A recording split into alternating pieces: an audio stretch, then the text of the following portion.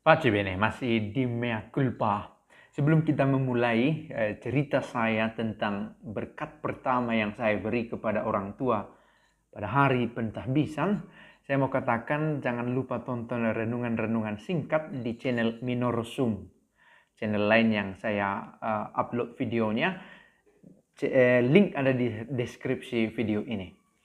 Oke, kita mau berbicara tentang pengalaman saya dalam hari pentahbisan yang baru saja saya alami. Mudah-mudahan saya tidak lupa menyertakan fotonya. Pada hari pentahbisan itu, sebagaimana menjadi bagian dari tata perayaan, ada ritus tambahan, boleh jadi dikatakan di ritus penutup, untuk memberikan berkat perdana kepada orang tua. Kebetulan orang tua saya, bapak saya sudah lama meninggal ketika usia saya 9 tahun. Maka yang berdiri di hadapan saya pada waktu itu adalah kakak sulung bersama dengan ibu saya. Dan itu bagi saya merupakan satu peristiwa ya penuh haru, meskipun tidak sampai meneteskan banyak air mata. Tetapi mengingatkan banyak hal. Pertama, saya sangat yakin iman yang saya miliki ini bertumbuh di dalam keluarga. Tanpa bermaksud mengesampingkan peran istimewa dari sekolah, dari guru, dari para pastor, suster yang saya temui dalam perjalanan hidup, tetapi orang tua memiliki peranan istimewa dalam mendidik anak. Dan saya katakan juga dalam misa perdana di kampung, pendidikan iman perdana saya peroleh dari orang tua, secara khusus dari ibu saya. Ketika anak-anak seusia saya mendapatkan lagu Nina Bobo yang tren pada masanya, lagu Nina Bobo yang saya dengar dari ibu adalah Kyrie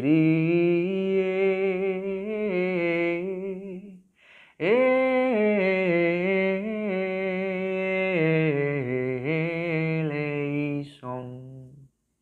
Itu yang saya dengar. Dan saya punya rasa penasaran.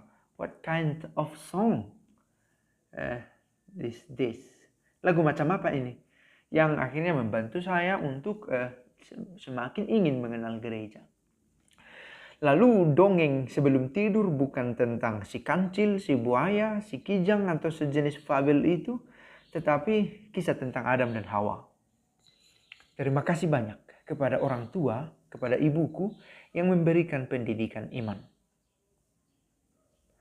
Dan saya katakan juga kepada ibu waktu itu, ibu, kalau saya melenceng dari panggilan ini, kalau saya melakukan sesuatu yang keliru, itu bukan kesalahan padamu lagi. Karena kamu, ibu tercinta, sudah memberikan pendidikan iman yang terbaik menurut versimu untuk kunikmati. Nah, dalam perjalanan waktu mungkin melenceng atau keliru atau melakukan kenakalan-kenakalan, itu ketidaksanggupan diri sendiri untuk merawat iman yang sudah diberikan. Nah, saya mencoba memakai peristiwa pengalaman yang saya miliki ini untuk merenungkan apa yang dikatakan Gravitsimum Educationis. Satu deklarasi, satu dokumen dari Konsili Vatikan II yang berbicara tentang pendidikan iman oleh orang tua. Gravitsimum Educationis, artikel 3. Orang tua memberikan kehidupan kepada anaknya. Tentu Allah bekerja, tetapi dalam dan lewat orang tua kita. Maka orang tua mengemban tugas maha berat, mendidik anak, dan sebab itu mereka harus diakui sebagai pendidik yang pertama dan utama. Dalam peristiwa memberikan berkat itu, saya merenungkan bahwa yang saya berikan ini, cikal bakalnya adalah dari ibuku sendiri. Dan dia mendapatkan apa yang dia tanam. Dan dia mendidik saya dengan kemampuan yang dia miliki untuk bertumbuh dalam iman.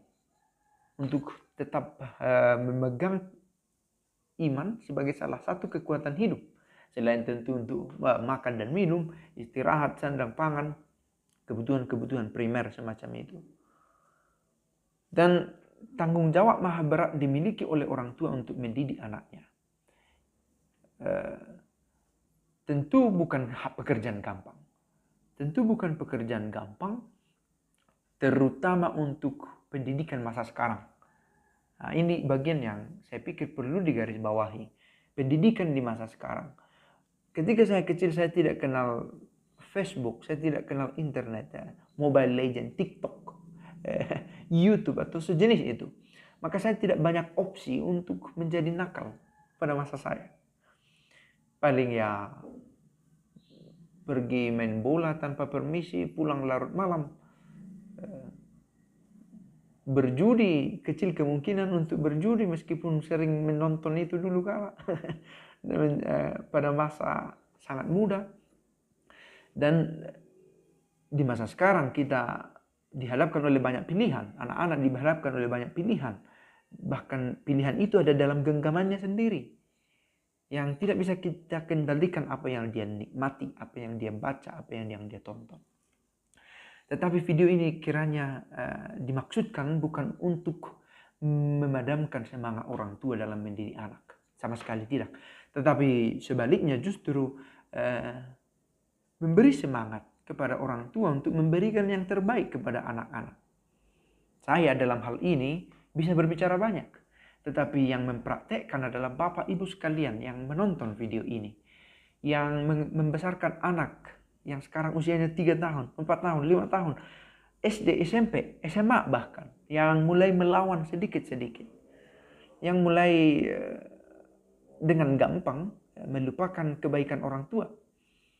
Saya tidak bermaksud menyudutkan anak-anak pada masa sekarang, tetapi menjadi anak-anak pada masa sekarang tidak segampang menjadi anak-anak pada masa dulu. Meskipun dulu ada kesusahannya juga sendiri. Tetapi video ini hendak memberi motivasi, dorongan, penyemangat, dukungan kepada orang tua untuk tetap bertekun memberikan pendidikan iman kepada kepada anak-anak. Saya tidak katakan bahwa orang tua saya benar-benar sudah berhasil memberikan pendidikan iman. Tetapi orang tua memberikan sepenuh hati untuk mendidik anak dalam iman. Tentu kita mau memperoleh atau memberikan pendidikan yang terbaik. Tapi selalu ada keterbatasan, dan keterbatasan adalah tanda kesempurnaan kita sebagai manusia. Dan dalam proses pendidikan iman itu ada obstacle, ada penghalang, ada rintangan yang dihadapi orang tua. Sekali lagi, terlebih di masa sekarang, banyak yang dihadapi. Saya melihat ada bacaan, saya coba mengambil bacaan dari kitab suci yang berbicara tentang nasihat supaya orang tua tetap mendidik anak. Tongkat dan teguran mendatangkan hikmat, tetapi anak yang dibiarkan mempermalukan ibunya.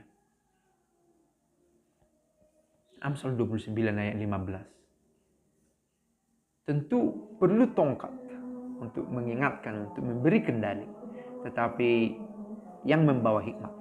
Semoga pendidikan anak di tengah keluarga berjalan meski ada kesulitan, tetapi tetap berlangsung.